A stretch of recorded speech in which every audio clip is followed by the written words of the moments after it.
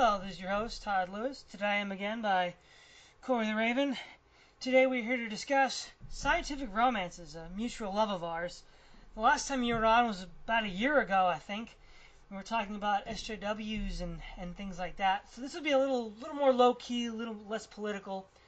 Yeah, I hope so. Now, when we talk about scientific romances, the Jules Verne and H.G. Wells come to mind, and those are the two guys that I really want to focus on. Mhm.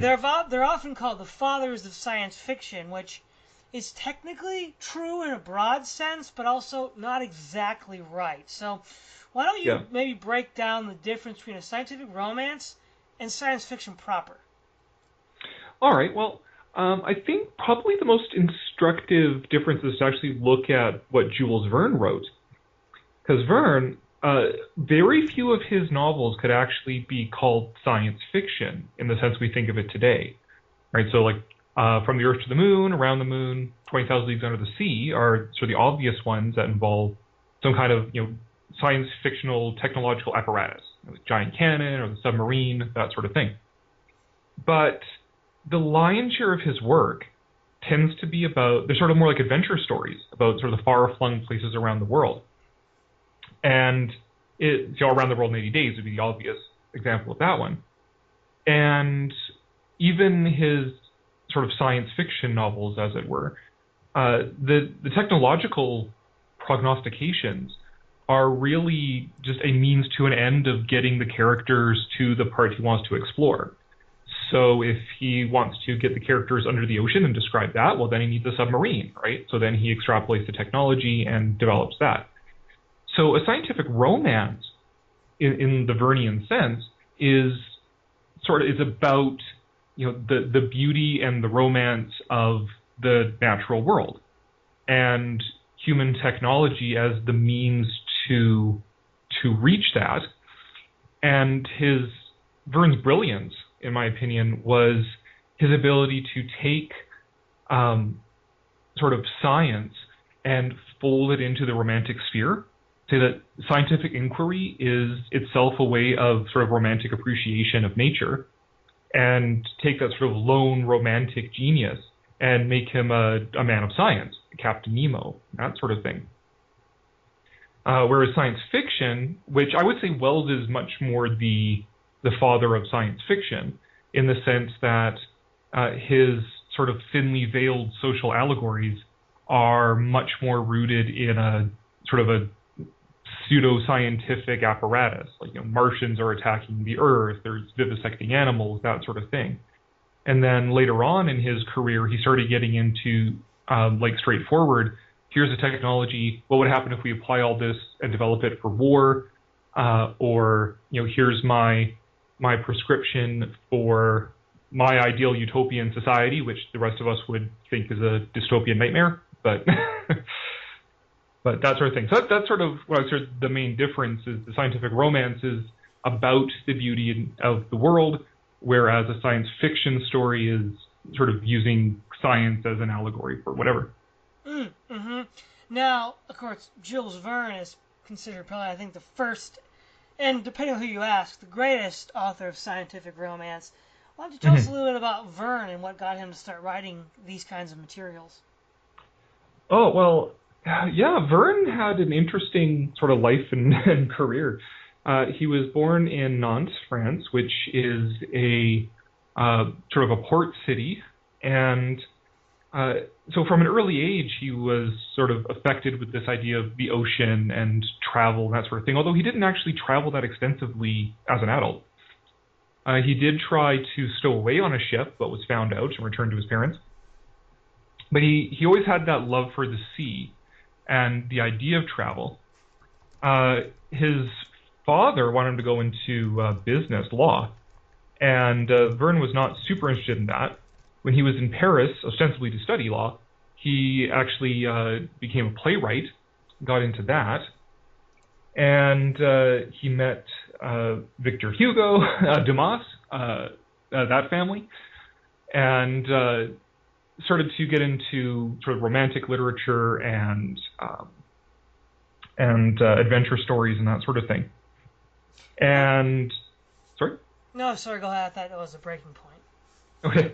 And then I said his genius, I think, was figuring out that, you could, again, take science, you could journey through books rather than necessarily have to go yourself, and that he could take that romantic genius, make him a scientific figure, and use science as that means to appreciate the world. And then he fell under sort of the guidance of Jules Hetzel, who's a publisher, who sort of nurtured that scientific aspect to the point of even suppressing like Verne's second novel that he ever wrote, which was a sort of a dystopian tale about Paris in the future, in the 20th century. Suppress that. He's like, the public's not, that's going to kill your career. Focus on these stories about, traveling to Africa by balloon, going under the sea, around the world, all that sort of stuff, because that's what the public wants. And yeah, the equivalent of Verne today would be like the Discovery Channel, basically. Now, of Verne's works, the ones that I've read are, of course, 20,000 Leagues Under the Sea. Pretty sure I read Around the World in 80 Days as a kid.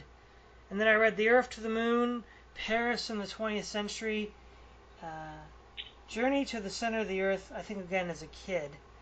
Yeah. And it's really amazing how many creative, like, what sort of induced Verne to explore the hollow Earth model with Journey to the Center of the Earth? That was just such a cool idea. Yeah, well, I think this is my own theory. I haven't found any academics backing me up on this, but I think that a lot of people misread Journey to the Center of the Earth as a Hollow Earth story. I think Verne would have been aware of sort of Hollow Earth ideas and maybe appealed to that a bit, but really, Journey to the Center of the Earth is a time travel story. It's just that instead of traveling backwards through time, he's traveling down through the layers of the Earth. And so he's going through the layers of rock, and at first, the professor is seeing these layers of rock as rock. But then when they get to the center, they're plopped into, primeval Earth. Mm-hmm. So really, it's a time travel story, as much like a Lost World or a Hollow Earth story. So basically, it's like Sir Arthur Conan Doyle, hold my drink, I beat you to the Lost World. In a way. But it's sort of more like, but it's sort of, I would say it's more like, he invents this mechanism in a submarine to go around the world, like under the ocean, to go under the sea and to explore that. He extrapolates from modern transportation to take Phileas Fogg around the world and to go to all these different countries. Going down through the Earth, through the layers of rock, to time travel story, it's very much in that same vein, right? Like he's taking you on a travel log of the past. He just needs a vehicle to do that with, and since time travel isn't possible, and Verne is very much wants to stay in the realm of possibility, he's just like, okay, the next best thing I guess is we'll just go to the center of the Earth. Sure, that works. Mm-hmm. Now, one thing that does separate Jules Verne from H.G. Wells, in most cases, is that Jules Verne tends to be apolitical. He's not typically writing something that's subversive or to make a political point. As you pointed out, Paris in the 20th Century, which attempted to do that, was canned, and we lost it until the 1990s, I think it was.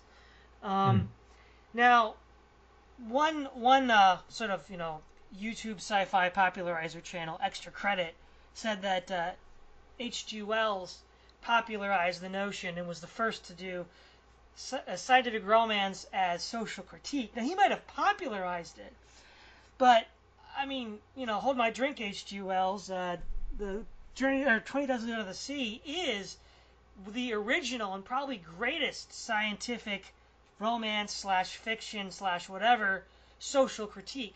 Because Nemo, as we realize in The Mysterious Island, the next edition, is actually an Indian. And his entire family was disenfranchised by the British.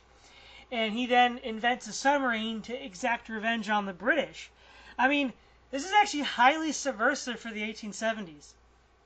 Yeah, well, I mean, Nemo was originally supposed to be Polish, but Hetzel, his publisher, kiboshed that because Russia was a huge market for Verne's writing. So he didn't want to piss off the Russians. Yeah, but apparently he's okay peeing off the British. I guess that's a classic French pastime, right? I guess, yeah, yeah. Yeah, no, Verne does have.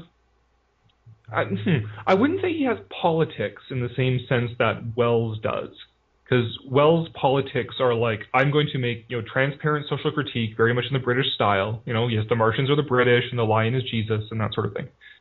But Verne does have a philosophy behind his work, because as a romantic, the human sphere and the social sphere and the political sphere is also an interest of his. It's just that his philosophy about humankind is so radically different from Wells that it's almost unrecognizable as a politics. Because Wells, he hates society, he hates people, he's a misanthrope, he likes to destroy society as much as possible. Destroy religion, destroy the empire, destroy everything. And literally in Things to Come, that's what he wants to do, is he actually outlines his strategy for how he would destroy society and its institutions in order to rebuild it in his horrible image. But Verne is a humanist, so he wants to. He studies humankind, like around From the Earth to the Moon is mostly a satire of American society. But his sort of romantic anti-heroes are always reconciled to humankind and to society. Like Nemo in Mysterious Island, he eventually becomes reconciled to society in a certain way. One of the best examples of this in Verne's writing is the novel called Facing the Flag, which was turned into an amazing movie in the 50s, called in English called The Fabulous World of Jules Verne. And in it, there's like this sort of mad scientist guy who is disenfranchised, and he starts working with this group of pirates, scientific 19th century pirates, and developing a super weapon. And then the armies of the navies of the world come to the island, the volcanic island where they're working, and the scientist, he sees the flag of his home country and is like, oh my God, what am I doing? Am I ready to unleash this weapon on my own country people? Wells would be like, yeah, do it, destroy it. Whereas Verne is like, well, no, this wakes him up to this nightmare that he's about to unleash. Right? So, Verne is a much more sort of humanist philosophy going in there than Wells is. So Wells comes off as more overtly political because his model is to just scrap society and remake it, whereas Verne is like, his philosophy is to reconcile to society and to use the scientific knowledge for the benefit of humankind. Would it be fair to say then that Verne is a reformist and Wells is a revolutionary? I would say that's reasonably fair. Yeah. Now, I didn't know about that particular story, but I've always loved Captain Nemo. I think really Captain Nemo was probably one of the greatest anti-heroes, not just of fiction, or not just science fiction or scientific romance, but fiction in general. There's something about the richness of Nemo, his loss, his motivation of his family and his inheritance is so relatable. And yet the whole time through Pierre Aronnaud, we're like, yeah, but that's still wrong what you're doing, just sinking all these ships to get revenge on the British. And yeah. So we are extremely sympathetic to Nemo. Like he says, he's never stepped on land that other humans have been on. This is why, after his expulsion from India, and that's the only reason why he walks on Antarctica is because no humans have yet been there. Yeah. And that's just such a profound statement. And then when he's underneath the water, he's like, there's that great line. He's like, we're so far beneath, humanity is lost to us, and it's like a whole new world that I've reinvented for myself. And he has basically all of these, and in some sense, the motivation of Nemo is deeply Christian because a lot of his crew are the people that don't fit anywhere else. Mm-hmm. And he's taken them in the same way that Christ takes in those that don't fit in anywhere else. And the difference is, of course, he takes it into his own hands, which is the classic human error of taking justice and revenge in your own hands. And again, the character is just so rich.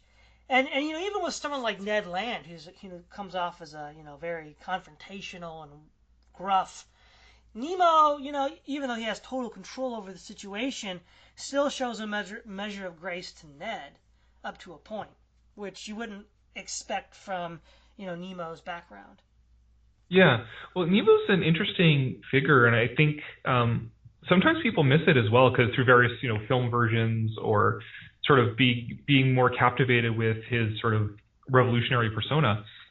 But, Nemo is also, a very wealthy person even before he took to the oceans. He's an extremely wealthy person. He came from Indian royalty. And his attitude towards the ocean and towards Antarctica is very colonialist. Like the oceans are his territory, and he doesn't leave the land behind. His salon is filled with the masterworks of art and music and literature, and all these things, which he sort of tries to rationalize as, oh, it's just the common inheritance of humankind.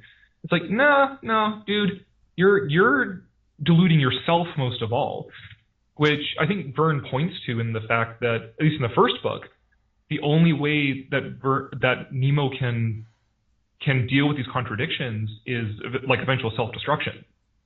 Like he can't, Yeah. his persona of hating society but also reconstructing it in the oceans, like he can't deal with that, so he just goes down. But then in the second novel, in Mysterious Island, he does eventually get to reconcile after he's actually lost everything else. Essentially, like the Nautilus is dry docked for all intents and purposes. The crew is gone. Once he's himself, just a human person, then he actually gets reconciled. Well, what's interesting, that's all very, at a subconscious level, very Christian, right? You have all of these things around you to help you forget about what's really the problem. And when all Yeah. that's stripped away, then you have to stare the problem squarely in the face. And, Mm-hmm. and then once you do that, you can then be restored to the whole, to the community.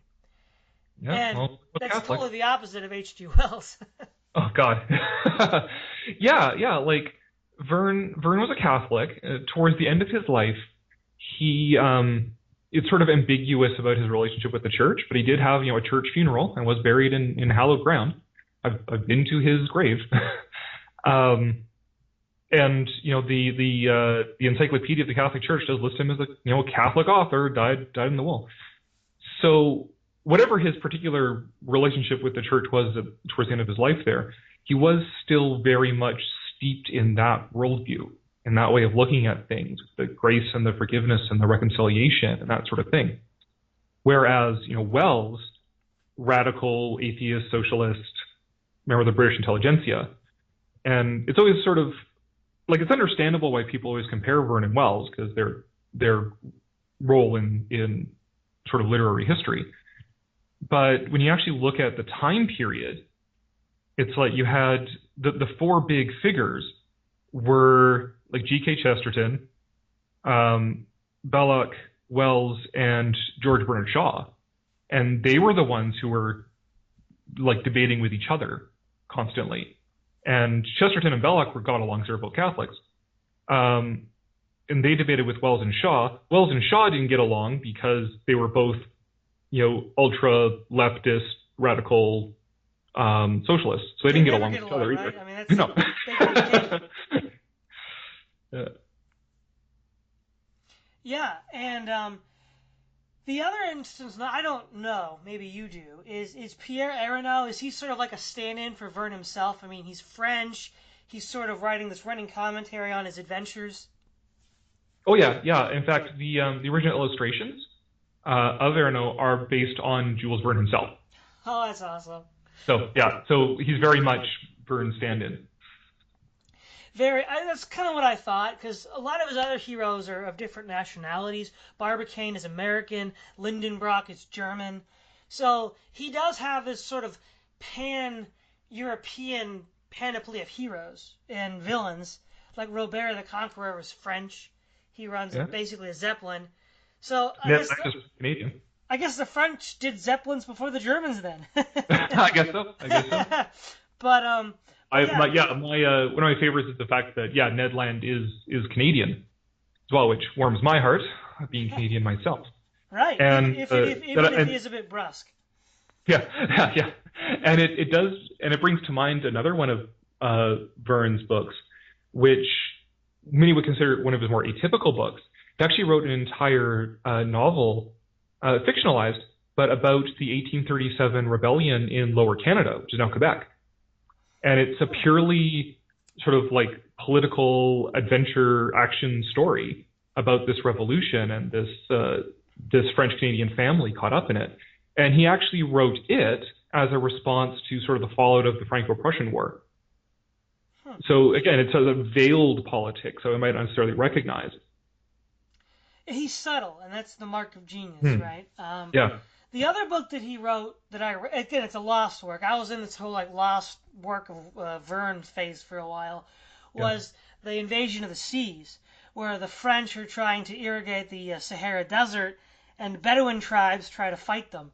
And the interesting thing is, the very act of resisting the French by the Bedouins fast forwards the actual flooding of the Sahara, Hmm. which I thought was that's really weird. That's really fascinating because the very act of resistance, which they thought was going to stop the destruction of their home, inadvertently leads to the acceleration of that process. Yeah, well, I mean, there's certainly a lesson in there about what are the best political course to take, whether, radicalizing and turning to violence is that actually going to solve anything? Exactly. Or maybe it's better to take a more diplomatic approach. The other thing that I like about Verne a lot, even when he does write material that is criticizing elements of contemporary society, is for both the people who are the quote those in power, which you might theoretically perceive as the bad guys, and then the down and out, the little guys, which are theoretically the good guys, at least in the paradigms we've been given now. He doesn't Mhm. have any simple characters. The bad guys aren't simple, and the good guys aren't simple. And ultimately, true resolution doesn't happen where one totally BTFOs the other, but where they sort of reach a new accommodation, where they learn from the mistakes of the past. Yeah, yeah, and a lot of his anti-heroes or his sort of romantic geniuses are often people set against society, at least until they're reconciled.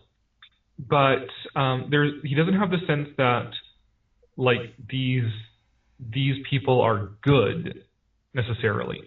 One of his last novels was The Lighthouse at the End of the World, where a group of pirates take over a lighthouse on the Horn of South America, and the lighthouse keeper basically has to wage a guerrilla war against these pirates to reclaim the lighthouse. Otherwise, the pirates are going to use it to dash ship against the rocks and plunder them. Hmm. And there's this whole subtext to it that it's not really the lighthouse that's the lighthouse at the end of the world. It's the lighthouse keeper who's fighting to maintain civilization and order against this chaos that's threatening to consume and destroy. Right? So again, that whole reconciliation aspect, Hmm. and that heroes are often the ones maintaining civilization. Yeah, what's interesting is that a lot of Verne's scientific romance was dealing with, except with the journey to the center of the Earth, things that were within reach of actual science. So, in a Hmm. electric submarine, granted that was after World War II, but it was within the realm of the possible. And then Yeah. getting from Earth to the moon, it wasn't going to happen by an artillery shell, but the physics and the velocities and the calculations were largely correct on his part. Oh yeah, And yeah. we eventually did get there with a rocket. So Hmm. I guess the question that I'm asking here is, why is it that Verne's scientific romances were more grounded in achievable reality, whereas Wells's was a bit more speculative? Martian invasions, time travel, invisibility. This is stuff that's more classic hard SF. So I guess why was Verne more concerned with within the realm of the possible and actually was achieved at a later date? Yeah. Well, you say hard SF. I think it's actually the other way around. Verne would be the one we would recognize as hard SF now. Wells was more of like Star Wars, like fantasy masquerading in sci-fi drag. Okay. Uh, because like Verne, again, he's fascinated with the real, right? Like the real nature, real history, real cultures, real people, real humanity. Right? So he's also interested in real technologies, and so he's extrapolating these things. So like from the Earth to the Moon. I mean, he knew darn well that you could not shoot a capsule to the moon. He knew that darn well, but he was able, just doing the calculations, just working out logically, if you were to try it, what would you have to do? Where would you have to shoot it from? How fast would it have to be going? What material should it be made of? All that sort of stuff. And he did his calculations so well that when NASA eventually came around to doing the actual real calculations to actually do it, they arrived at almost the same calculations that he did. And they even say that, and the fact that they named the shuttle the Columbia is because it recalled the Columbiad cannon from the Earth to the Moon, because they realized like, oh, we're doing, even down to launching from Florida was like the same reasons that Verne gave. That's crazy. That's amazing. And it's not that Verne was like a wizard foreseeing the future. It was just that he worked it out logically, and so did the NASA people, and they arrived at the same conclusion, right? Yeah. Whereas like Wells, okay, his motivation is not science, it's not the real, it's doing these sort of superficial allegories. So it's like, okay, I want to do a story about how the British treat everybody that they're colonizing. So somebody has to attack the British. Well, there's nobody on Earth who can do that, so it's got to be maybe from outer space. Okay. So yeah, that works, because it's like, imagine if you're on some island somewhere and suddenly the British arrive with their like superior technology and everything else, then okay, that's a good allegory. So I'll go with that. But I'm also H.G. Wells and I hate humanity, so I need to impart some cosmic nihilism in there. So what could possibly defeat these Martians then? Well, okay, it's got to be like a disease then, right? So there's a logical process there. The Island of Dr. Moreau is basically just him slagging on religion. Yes. And it's like, okay, so I want to slag on religion. So I need to establish, first of all, there's nothing special about humanity. So, okay, so animals turned into humans. Okay, so you got the kind of evolution allegory a bit there, and showing that, humankind are really nothing more than animals. That's sort of the final lines of the book are essentially saying that.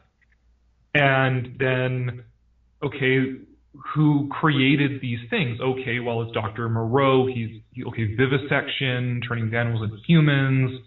And then, oh, it's the House of Pain, so there's your church, right? Like, that's his thought process. It has nothing to do with extrapolating, okay, if you were going to shoot a projectile to the moon, where would you have to launch it from? Right? It's, what is the very important thing I have to say, and what's the best allegory for that? Yeah, now, I guess now it's probably time to move on to H.G. Wells. So why don't you tell us a little bit about H.G. Wells himself and how he got started on writing? I mean, basically just a young radical socialist type, and writing articles and moving on to short stories and then on to novels, trying to project his horrible little self-image onto. I don't like Wells, if you maybe picked up by now. Yeah. He was a wretched person. He's one of the reasons why I try, if I can help it, I try not to find out about the lives of artists and writers and musicians, because then I can't stand their work once I do, because I find how horrible they actually were in real life. Well, he was big on polygamy. One time he got his wife to settle a dispute between two of his mistresses. Wow. Like, this is the kind of guy that we're talking about. And just a sour, wretched, horrible little man who, again, was just, I said, projecting his own loathsome self onto society. And didn't he inscribe on his tombstone, "F you all, I told you so"? I don't know, but that would not surprise me. There's something to that effect. Yeah, he was definitely a mean-spirited person. But his first major work in science fiction was The Time Machine, and I reread that this summer. one of the interesting things about the time machine is, on the one hand, how modern it is, because the time traveler is a person. Well, again, Wells is a radical socialist revolutionary, and a lot of those values have become accepted in the broader Western culture. So, while at the time, the time traveler in 1895 was a complete radical, one of the things that I noticed that I thought was very telling was when he finally gets to 800, 6000 AD, and he sees the Eloi and the Morlocks. Of course, the Eloi are sort of the legacy of the degenerate upper classes, the bourgeoisie, and they practice free love. He mentions that a couple of times. And the time traveler's relationship to Weena is ambiguous, which in a Victorian context meant nothing good. Yeah, And yeah. the other thing is the Morlocks are the working class, the descendants of the working class. I find it very interesting that even though this is an allegory of the devolution of the working class and the bourgeoisie, he ends up siding as a socialist with the bourgeoisie. I think that's very interesting. Is there any does that say anything about Wells to you? Well, I mean, it's the typical story, isn't it? That you're it's always the champagne socialists who want to radically reform society, whereas the working classes just want to go work an honest day, get their pay, and take care of their families. Right? They're not the radicals. The radicals are the intelligentsia, the academics, the artists, that sort of thing, which is the perennial theme we see over and over and over again. Yeah. But one thing that I find interesting about Wells is that as time went on, he actually grew to dislike his early work, which is considered his most classic work. Mm-hmm. He, after the fateful Halloween radio broadcast of War of the Worlds, he thanked Orson Welles for jacking up the sales on some of his older, more obscure novels. And when Metropolis came out, 1927, which you could see as like a prequel to The Time Machine in a lot of ways, right? Because you have the upper classes living high in the city, and you have the working classes underneath. Mm-hmm. And Wells absolutely excoriated Metropolis and said it was just a dumb, stupid, naive movie, and it would have been acceptable to frame society that way 30 years ago, but not in 1927. Like 30, oh, hey, he's talking about himself in The Time Machine and The Sleeper Wakes and stuff like that. So, I mean, Wells himself eventually grew to realize that, it's more complicated than that picture. Yeah. The other element of The Time Machine, too, is I really think that he has that, of course, that nihilistic view of the course of history on Earth, where he goes up to the lichen and the crabs, and even further to the last living thing on Earth, which is this octopus in a puddle. But it almost has a Lovecraftian level of weird fiction to it almost. This is of course before Lovecraft by a couple decades. But that last part that everybody seems to forget, probably because it's not in any of the movies, does seem to have this almost Lovecraftian weird fiction. Now, what he does describe well is the sort of hopelessness and despair of a world that's consistently applying to the principles as he understands them. Mm-hmm. But that's more of a reflection of himself, I guess, than that. But if you take that view of the world that he has, it's going to end up with the crabs and the guy and the octopus in a puddle and the dying Earth. And again, it's still an outstanding material to read and really creepy, Yeah. Well, the thing is for as much as I have contempt for Wells as a person, I mean, he's a very good writer, and his books are quite good. The content can sometimes be a little agonizing, but and some of his stories are great. Apiornis Island is one of his early stories. Yes. About this guy who finds a giant Madagascar elephant bird egg, which is an extinct animal now, and just has to live on this island with this prehistoric 10-foot tall bird. That was great. I know. I forgot all about that. the one thing that's interesting with the Time Machine, as famous and as popular as that is, the two movie productions of it really can't be ignored. There's one I think it was 1960, and then another one was like 2012. The Yeah, 2000 something. I the forget the more exact recent date. one was very forgettable. Yeah. But one thing that I find is interesting, and I don't know why they do this, because when I reread the Time Machine, I thought, okay, before he gets to the Eli, there'll be this like he'll stop off in sometime before the Eli. He kind of does, but no one's alive, and he just Hmm. fast forwards on to the Eloy. Whereas in both movies, he does stop at what you might call the great age of science. So in Hmm. the 1960 film, we've perfected science to the degree where we're going to like annihilate ourselves with atomic weapons. Yeah. Um, and then in the 2000 whatever it was version, something about the moon destroying. It's really It's not really well thought out. I think they just wanted to stick to the original script or something like that. It was very Yeah, it's forgettable. like a moon colony and moon mining ended up like destroying the moon, which unbalanced the atmosphere and caused the end of civilization and something like that. Yeah. Something like that. Whereas there is really no intermediate stage between going into the time machine and getting into the Eloi. The chapter that he does have is about the future Earth. That's always left out. Yeah. I guess maybe the reason for that is from the cinematic point of view, that's just too depressing. To Yeah. actually, show the crabs going after the guy on a dying Earth.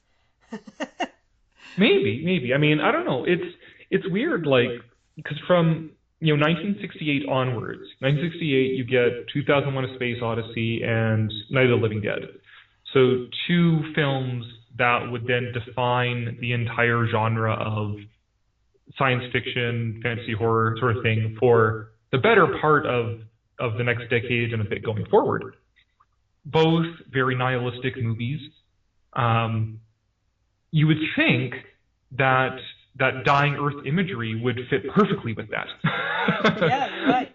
Right? Like you take 2001 to its extreme and it's the heat death universe or whatever, right? That's true.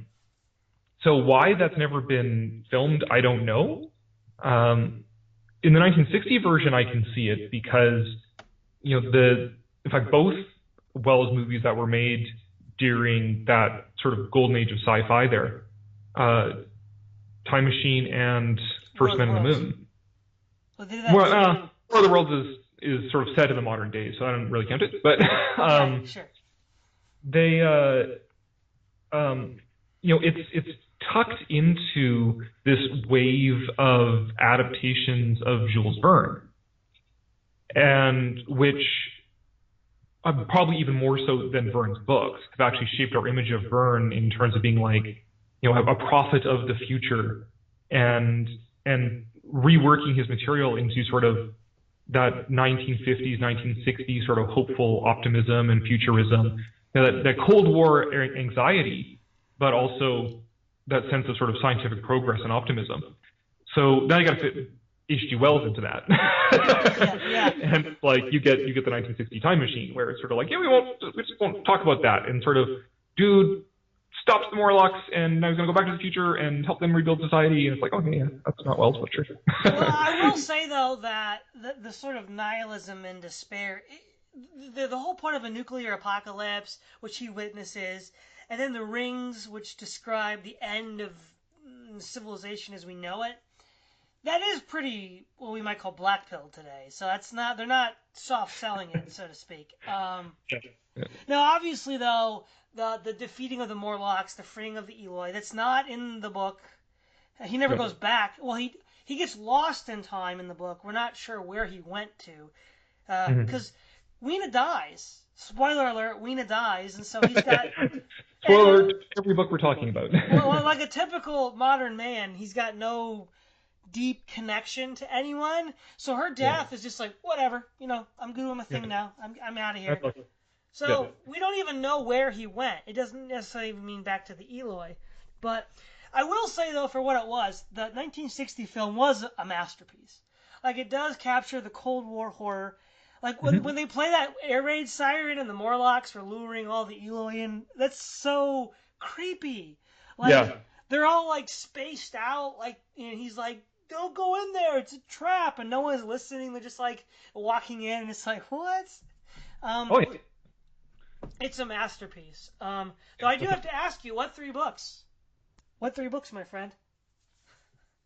Oh no, these books that we're talking about.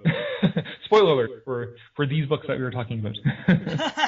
Well, at the end of the movie, remember, Philby, his friend, says, "Which three books would you take to the future?" Oh, right. Sorry. Yeah. It depends, I guess, on what books they have. But if I mean, the Bible would have to be one of them. If we assume every book is gone, then the Bible would have to be one of them. It would be nice to have a good, solid textbook on like modern everything that we do. So here's how to, metallurgy and chemistry and all that stuff. Like, have you ever seen that T-shirt that's like, "Do you ever get stuck in the past? Wear this T-shirt and then it tells you how to do all this stuff." Yeah. I'd have to give it Some thought. a lot of thought. There's See, a lot of good. that's why I love the movie. That's such a perfect way to end it, isn't it? Mm-hmm. Like, it really gets you thinking. It's like, I saw this really cool movie, and they asked me this really profound question, and I got to think about how to answer it. Yeah. So I think, for what it was, a Cold War flick that sort of appropriated H.G. Wells, it really was a masterpiece in its time. I think you'd probably agree too. Yeah. And well, cinema, I mean, necessitates reworking material. And like for the people who complain that, oh, it's just like the book, well, yeah, it's two different media. So it's like, how are they able to rework the material in a way that's engaging? And what are the themes that this particular filmmaker is picking out, and how are they developing it? And because 20,000 Leagues Under the Sea, Disney takes it as partly, a sort of Cold War nuclear anxiety movie, and partly as like this charismatic sort of jailbreak plot. When really the book is mostly a travel log of the ocean and what lives down there. The Time Machine is mostly, again, Cold War anxiety. How do they take this material and rework into something interesting? So it's like, the movies based on H.G. Wells stuff, at least in the two of them that count from the 60s, are fantastic. They're great. They're equal to any other science fiction movie from the time period, certainly. The only thing that I think really merits comment on the remake of Time Machine is the very interesting thing. I don't think the director knew what he was doing when he did it, because it was a very, politically correct, where the Morlocks are sort of like a crude stand-in for like white supremacy. And they have like the chief Morlock, and he says, "Well, look, I have the Morlocks prey upon the Eloi because I have psychic control over them, and if I let them run free, they would destroy the whole world. There'd be no life left." And the time traveler's like, "Well, that's terrible." So he kills the Morlock dude. He goes into the future, and the entire world is destroyed by Morlocks. So they're basically saying that having a psychic elite control people to eat other people is a less bad outcome. Which is like, I'm like, I don't think you wanted to communicate that with the way you were setting up the Morlocks, but whatever, dude. Yeah. Yeah. But I know, I'm pretty sure I read The Invisible Man back in the day, but I don't remember much about it. Other than it's basically a reimagining of the Ring of Gyges, where Glaucon says to Plato and the Republic, look, people are basically bad. If they were invisible, they could do all sorts of terrible things. And I'll tell you the story about Gyges. Well, that's really what the Invisible Man is, but for the Victorian age. And it's lasted as well. I mean, it stood the test of time, so it's... But the Dr. Moreau, though, man, when I read that a couple of years ago, I was just like, what the heck did I just read? The thing was just so wrong in so many ways. What's there to say? Yeah, well, even Wells described it as a youthful bit of blasphemy. So I think even as time went on, even he wasn't super impressed by it. But it's definitely a trip there. And then when it you start cluing in. I mean, I sometimes I'm a bit of a slow to pick up things, like your 3 books things. Um, so I had to get all the way to when the narrator is using the return of the House of Pain as a threat to keep the people on the island in line. I'm like, oh, I get it now. Mm-hmm. This is religion. Okay. Well, the thing for me that was the obvious analogy to religion was the law. Yeah. They kept Yeah. on repeating the law, the law, the law. Well, it's more specifically a reference to Moses, but Yeah. that's exactly what Wells is getting at there. Now, I think my favorite of Wells's works that I've read is War of the Worlds. And War of the Worlds really captures the sort of terror and hopelessness at being attacked or dominated by some power or force that is beyond your ken. It's just like, what do? You can't stop the Martians. And now it's funny how you read the idea of the diseases. Is his you read it as a view of his misanthropy, but I kind of view the disease as doing two things. It's saying that there are some things. I actually kind of view it as a spiritual allegory.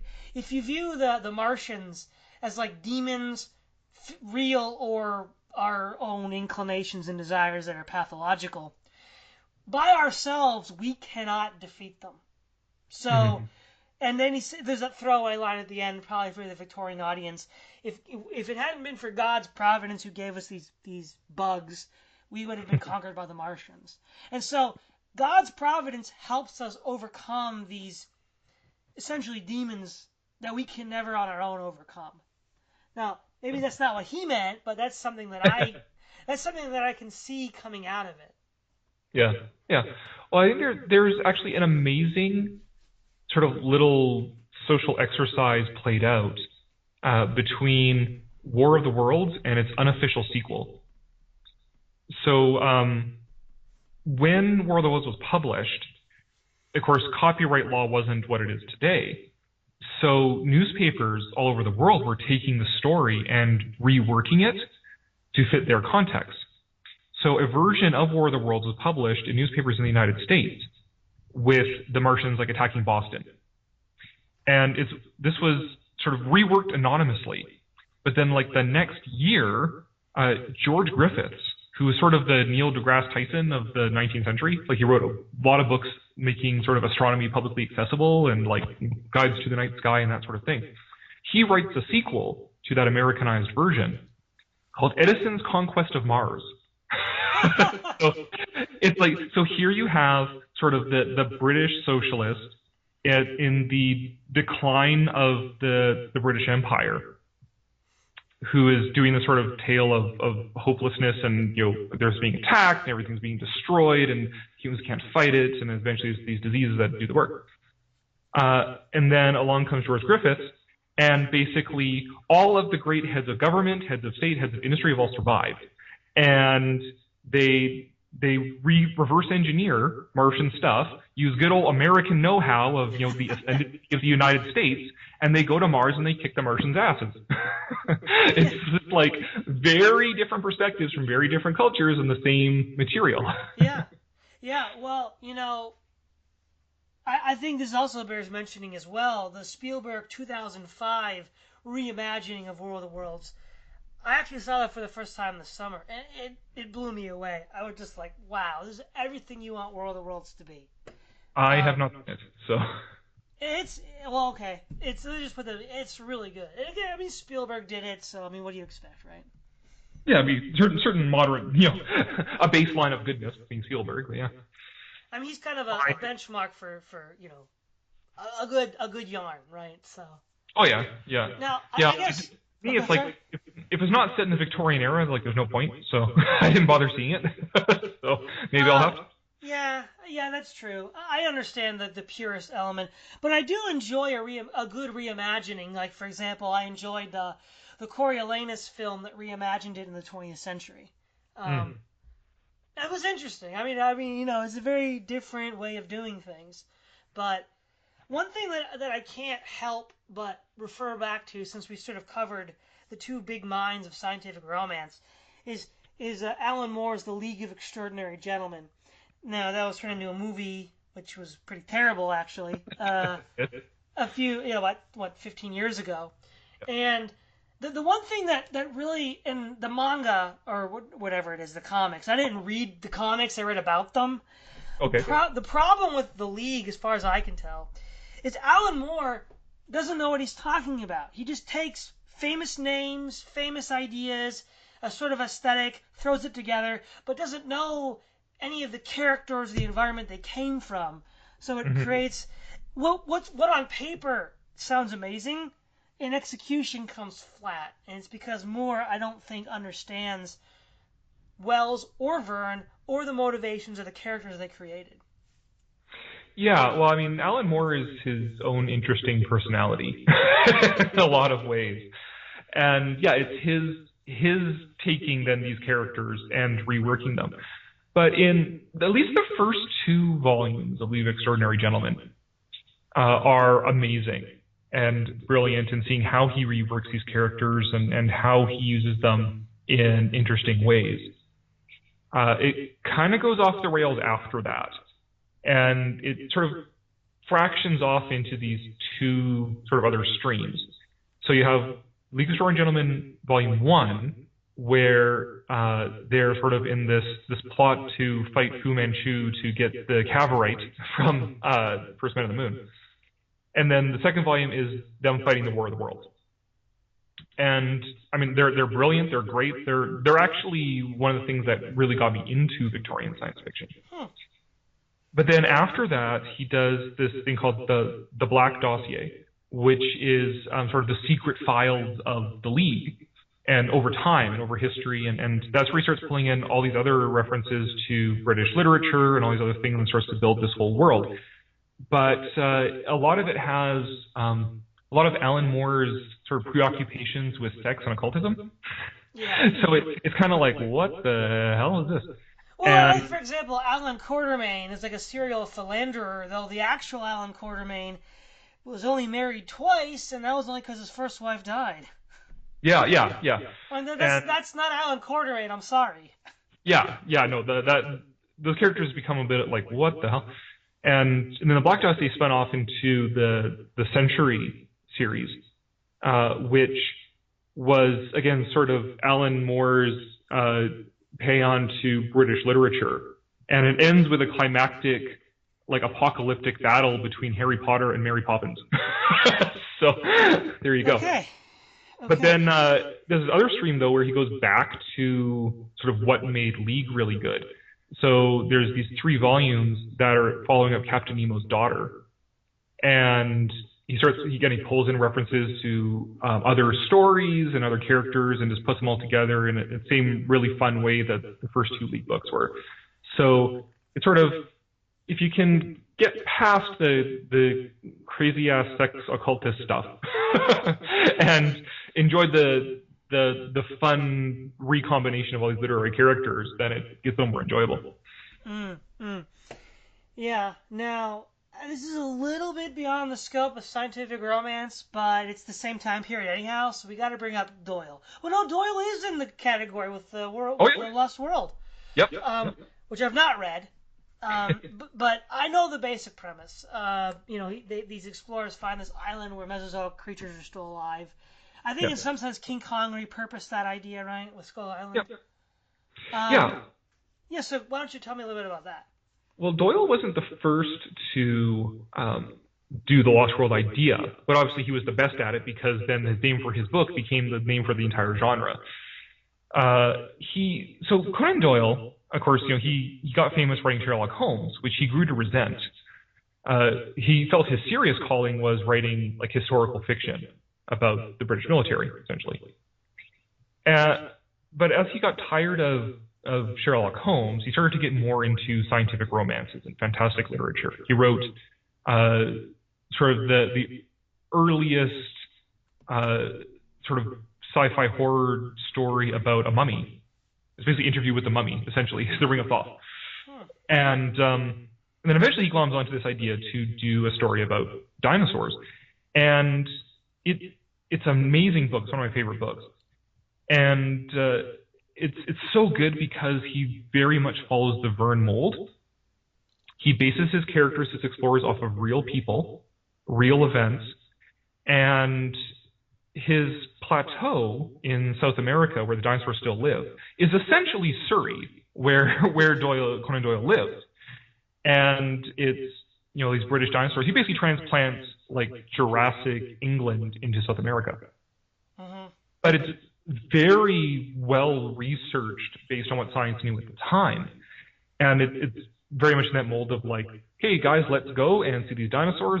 It's fairly didactic, not as didactic as Verne was, but it still has that component that all of this is grounded in real stuff. And so much so that some people have speculated, I mean, erroneously we know now, but people have speculated that Conan Doyle was actually responsible for the Piltdown Man hoax, because his ape men that populate the plateau, who are fighting with the sort of indigenous South Americans who live there, they're very much Piltdown Man inspired, and that hoax came out the same year that The Lost World did. It's like, and Piltdown Man was quote unquote found not far from where Conan Doyle lived. So it's like, but I think it was probably more just that he was that attuned to what was going on. It's like, oh wow, this amazing new discovery, I'm going to put this in my book now. What's interesting is that, now I haven't read The Lost World, not Conan Doyle's, I did read Crichton's. His ape men and Wells's Morlocks sort of, I think, for the next century, sort of set the paradigm for the devolved, evil future human. It's interesting how, and in some sense, that paradigm is related to also, though they did come a bit later, so they were probably inspired. Someone like an Edgar Rice Burroughs with his Barsoom and Tarzan, and then what? Yeah, the Princess of Mars and Tarzan and the Ape Man were both published in 1912, along with The Lost World. Oh, so, interesting. Time. So the same kind of idea, same kind of time period. Now that's a whole nother set. It's not really sci-fi, but it's certainly related in some other ways. So yeah, I think we sort of have covered most of the scientific romance that I was interested in discussing. Is there anything else that you want to mention? Wow, I mean, God, there's so much to talk about. Even just like 1912, like Edgar Rice Burroughs. Again, he even takes that sort of the Wells science fiction thing even further into outright, I mean, pulp nonsense, really. Like, one thing that actually impressed me about Disney's John Carter movie, because I'm one of the 5 people who liked it, is that they actually made a plot out of it. Because if you read the book, or I mean, even the first trilogy of the John Carter books, the Burroughs is not a big plot guy. Coincidence is a huge plot driver in his books. And to the point where it's like you can almost start calling it. It's like, okay, if this person's showing up this time, this has got to be this guy. He's going to do this because that's the only reason for that person to be there. Just accidentally happens to come across the right person at the right time. Whereas like Disney was actually able to make a plot out of it that's coherent and makes sense.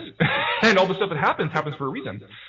And it's like, I was actually really impressed by that. And I'm really ticked that Disney threw it under the bus, because I would have liked to see how they would have done the next 2 novels. Yeah, to be honest, I couldn't even finish Princess of Mars. It just, for those reasons. Yeah. Oh, how could I forget this? One of the most unknown contributions to scientific romance is, of course, C.S. Lewis and the Space Trilogy. That's got to be talked about. So, have you looked into that much? The origins of the Space Trilogy? I actually haven't, because that's getting later than my main interest area. Just because it's like because Lewis is starting to write in the sort of the golden age of literary science fiction, sort of there like after sort of after World War I. World War I is essentially the cutoff period, right? You have pre-World War I and post-World War I. And sort of post World War One, a lot of that Victorian science fiction stuff fell out of favor because it's sort of from a different time that World War One conclusively ended, and Lewis is then writing to that post World War One milieu, which is not as interesting to me personally. So unless it's in movies, in which case interwar movies is my favorite period of film, but okay.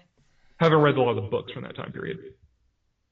So you would say then the scientific romance probably begins around 1850 and then ends in 1918 or 14 rather, the war. Yeah, well, the earliest sort of scientific romances, you're looking back like 1820s, really, like 1827. George Tucker published his Voyage to the Moon, which sort of takes that 17th, 18th century sort of satirical mold, like Jonathan Swift and Cyrano de Bergerac, takes it and adds sort of a scientific twist to it to explain how, in a quote-unquote credible way, how the character gets to the moon.